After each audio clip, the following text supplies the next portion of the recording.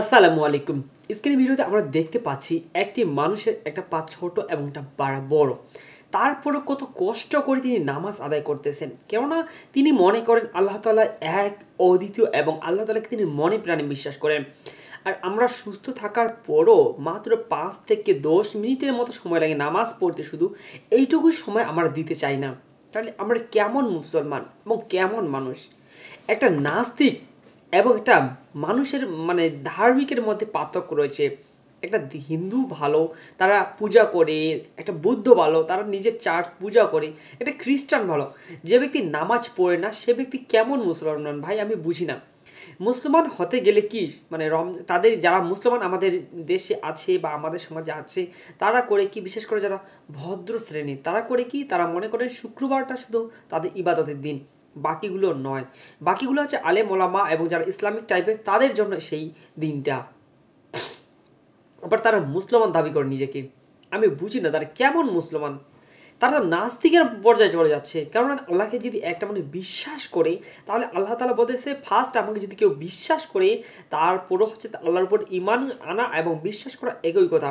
তারপর দ্বিতীয় হচ্ছে নামাজ। আমাদের নবী হযরত মুহাম্মদ সাল্লাল্লাহু আলাইহি সাল্লাম তিনি মৃত্যুর আগে বলেছিলেন আসসালাত আসসালাত, আমার উম্মতের নামাজ নামাজ। তারপরও আমরা কেন নামাজ পড়ি না ভাই? আমি বুঝি না। দেখেন এই মানুষটার পাটা ছোট, একটা পা বড়, কত কষ্ট হচ্ছে, তারপরও তিনি নামাজ পড়তেছেন। আর যে ব্যক্তি নামাজ পড়ে না আমি মনে করি সে মুসলমানই না, সে নাস্তিক। আমি মনে করি সে নাস্তিক, সে কখনো মুসলমান হতে পারে না। একজন মুসলমানের পরিচয়, এক নম্বর পরিচয় হচ্ছে সে আল্লাহকে বিশ্বাস করবে মনে প্রাণে। আর আল্লাহকে যে ব্যক্তি বিশ্বাস করবে আল্লাহর কথা নিশ্চয়ই মেনে চলবে। ভাই আপনি আমার বাড়িতে যদি কাজ করেন, আমার যদি সব কিছু মেনে চলেন, আমাকে যদি আপনি বিশ্বাস করেন যে ওর প্রতি আমার ভরসা আছে, তাহলে অবশ্যই আপনি আমার কোনো উপকার করবেন বা আমার কোনো কাজ করে দিবেন। আল্লাহ তাআলাকে তেমনই যদি আমরা আল্লাহ তাআলাকে বিশ্বাস করি মনে প্রাণে আল্লাহ তাআলা আছেন, তিনি আমাদের স্রষ্টা, তাহলে অবশ্যই আমরা ৫ ওয়াক্ত নামাজ আদায় করব এবং আল্লাহ তাআলা যেগুলো আদেশ করেছে সেগুলো মেনে চলবো, যেগুলো নিষেধ করেছে সেগুলো মেনে চলবো।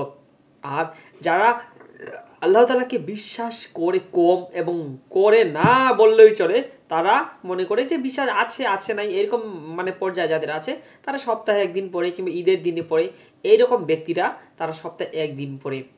তো ভিডিওটি বানানোর মেন উদ্দেশ্য হচ্ছে দেখেন এইগুলো মানুষ এত কষ্ট করে যে নামাজ পড়তে পারে, তাহলে আমরা কেন পারবো না? আমরা কি অসুস্থ? আমরা সুস্থ হওয়ার পরেও যদি আমরা পড়ি নামাজ তাহলে কি হয় ভাই? আমার কি টাকা লস হবে? না।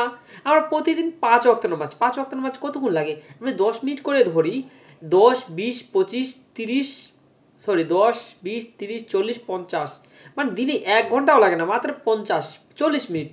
৪০ মিনিট হলে আমাদের ৫ ওয়াক্ত নামাজের সময় হয়ে যাচ্ছে।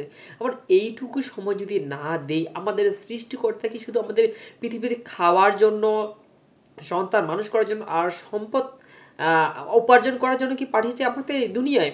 কখনোই না। আমি একটু অসুস্থ, আপনারা আমার কথা শুনে বুঝতে পারতেছেন।